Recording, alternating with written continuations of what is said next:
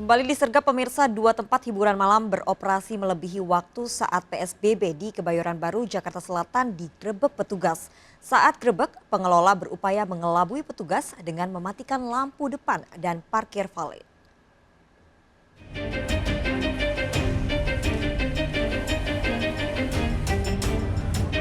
Petugas gabungan Satgas COVID-19 menggerebek sebuah tempat hiburan malam di Jalan Wijaya, Kebayoran Baru, Jakarta Selatan. Pengelola membuka lokasi ini secara sembunyi-sembunyi hingga lewat tengah malam. Untuk mengelabui petugas, lampu depan dimatikan dan menyembunyikan parkir kendaraan para pengunjungnya. Beberapa kali tempat hiburan malam ini terkena tegur karena melanggar jam operasional di masa PSBB. Petugas pun langsung membubarkan para pengunjung dan mendata pemilik tempat hiburan malam ini.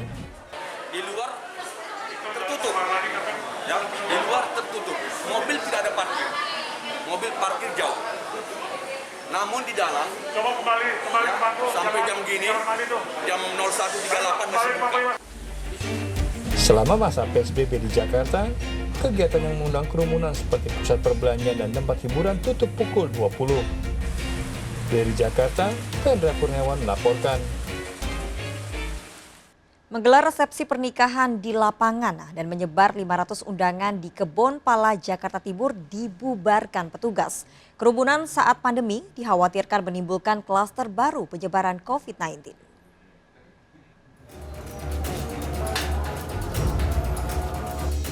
Polisi membubarkan acara resepsi pernikahan di kawasan Kebon Pala, Makassar, Jakarta Timur.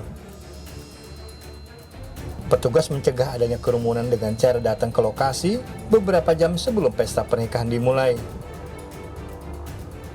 Nampaknya penyelenggara sudah mendirikan tenda maupun panggung, serta perlengkapan alat pesta yang disiapkan untuk menyambut tamu undangan. Bahkan anggota panitia juga telah disiapkan. Petugas terpaksa menyegel lokasi pesta pernikahan. Tak hanya di pemukiman, petugas juga membatalkan acara serupa pada sebuah kafe. Sejak 2 hari terakhir, petugas membubarkan 4 acara yang hendak menggelar pesta pernikahan di wilayah hukum Polsek Makassar.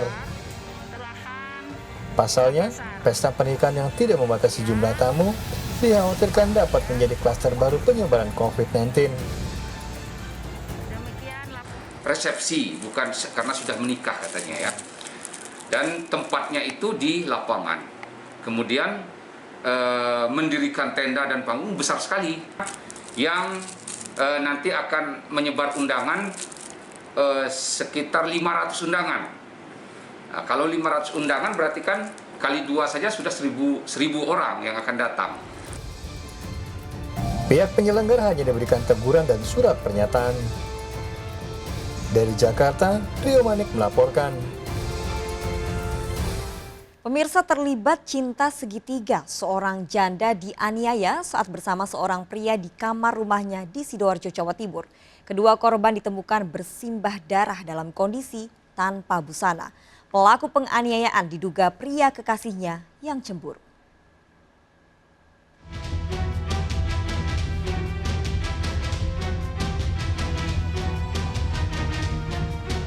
Warga Wonokupang, Balong Bendo, Sidoarjo malam hari dikejutkan dengan jeritan minta tolong Seniwati dari dalam kamarnya. Seniwati dikenal sebagai penjahit pakaian ditemukan tak sadarkan diri bersama seorang pria dan keduanya tanpa busana. Kedua korban mengalami luka akibat senjata tajam. Sejumlah warga sempat melihat pelaku yang kabur dari rumah korban. Keluarga korban mengenal baik korban pria maupun pelaku yang merupakan teman Seniwati. Kenal tapi cuma sebatas kenal aja, tapi nggak terlalu dekat. Temannya ibu. Iya, teman. Iya. Sudah lama kenal sama korban? Iya, sudah lama. Dari hasil penyelidikan polisi antara dua korban dan pelaku terlibat hubungan asmara. Pelaku diduga telah mencurigai korban pria kemudian mengikuti. Pelaku masuk dengan mengambil kunci di tempat biasanya Seniwati meninggalkan karena pelaku diduga telah biasa datang. Kejadian ini diduga akibat dari cinta segitiga, dendam asmara, akhirnya terjadilah kejadian ini. dua orang korban dianiaya oleh pelaku. Ya. Kedua korban ini dianiaya saat di dalam kamar atau bagaimana? Kedua korban dianiaya di dalam kamar saat berhubungan. Kedua korban masih menjalani perawatan di rumah sakit, korban pria dalam kondisi kritis.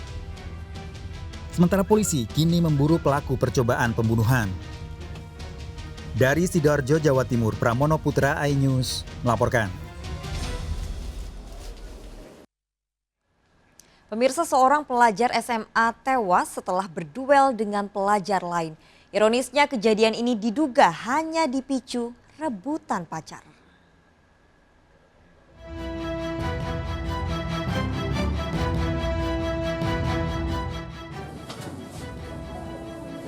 Wanita ini terus menangis di depan pintu masuk instalasi gawat darurat Rumah Sakit Yarsi Bukit Tinggi, Sumatera Barat, sementara sejumlah kerabatnya mencoba menenangkan.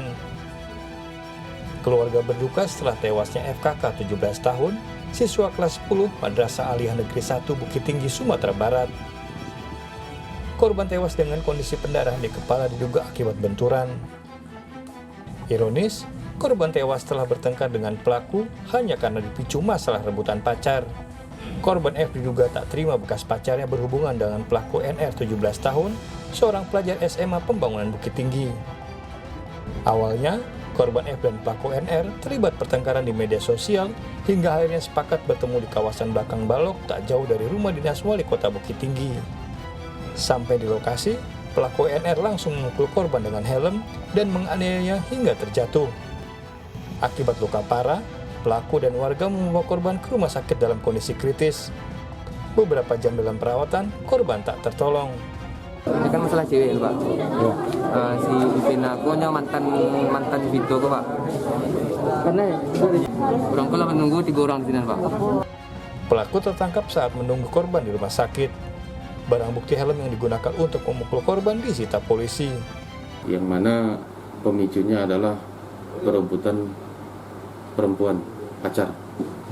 Kejadian tersebut korban dilarikan ke rumah sakit dan tadi pada pukul 18:17 korban dinyatakan meninggal dunia. Pelaku dijerat Undang-Undang Perlindungan Anak dan Undang-Undang Sistem Peradilan Pidana Anak. Jenazah segera dimakamkan pihak keluarga di pemakaman keluarga di kawasan Jangkak, Bukit Tinggi. Dari Bukit Tinggi, Sumatera Barat, Wahyu Sikumbang melaporkan. Pemirsa, seorang istri di Ciputat, Tangerang Selatan tega menganiaya suaminya hingga mengalami luka bakar dan kondisinya kritis. Pelaku sakit hati karena sering cekcok dan dianiaya korban. Penganiayaan telah direncanakan pelaku.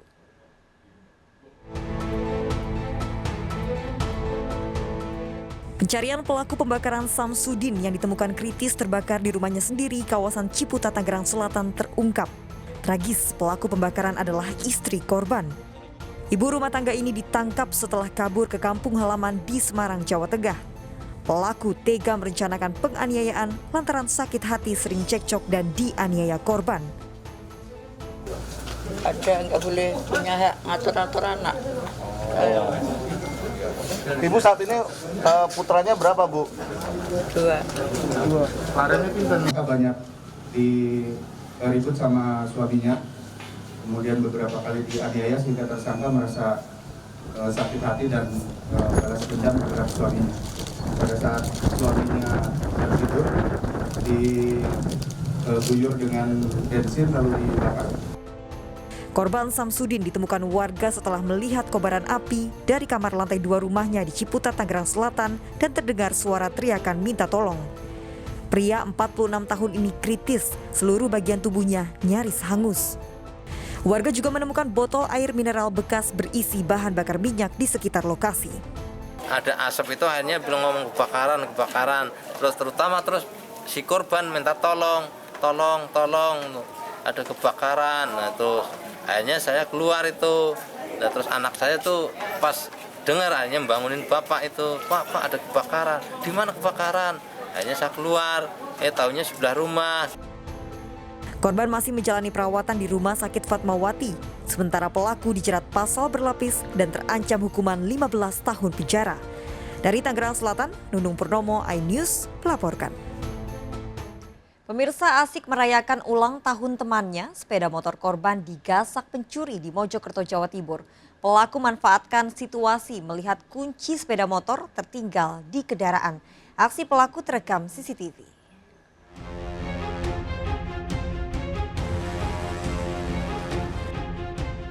Aksi pencurian sepeda motor di depan kafe Desa Pacet, Mojokerto, Jawa Timur terekam CCTV. Dua pelaku memanfaatkan situasi saat melihat kunci sepeda motor yang tertinggal di kendaraan.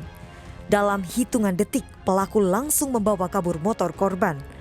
Sementara korban yang sedang merayakan pesta ulang tahun temannya baru menyadari motornya hilang saat hendak pulang. Tapi tahu-tahu sudah ada yang jam 12:30, itu mbaknya itu turun sambil nangis, sepeda saya hilang. Terus hilang sepedanya apa? Scoopy warna putih, helmnya merah. Kontaknya mana? Lupa rantai. Sudah. Kasus pencurian sepeda motor di lokasi yang sama kerap terjadi. Pelaku yang wajahnya terekam CCTV diburu polisi. Dari Kabupaten Mojokerto, Jawa Timur, Salahuddin iNews melaporkan. Ya pemirsa, waspada penculikan anak. 5 pelaku penculikan mendatangi rumah korban berpura-pura menagih utang 65 juta rupiah. Mendengar teriakan minta tolong, warga mengepung pelaku.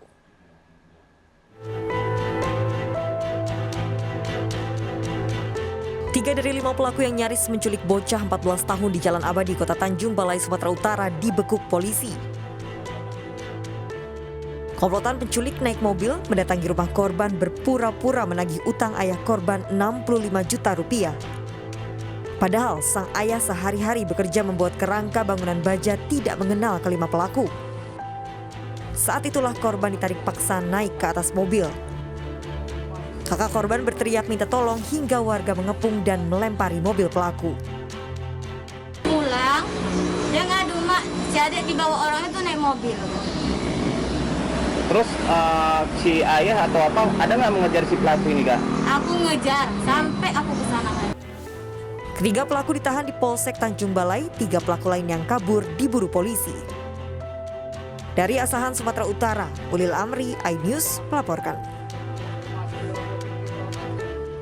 Tewasnya seorang penari remaja akibat tertusuk keris saat upacara keagamaan di Denpasar, Bali diselidiki polisi. Sebelumnya korban telah jalani uji kekebalan tubuh. Ikuti informasi lengkapnya sesaat lagi, tetap di Serkap.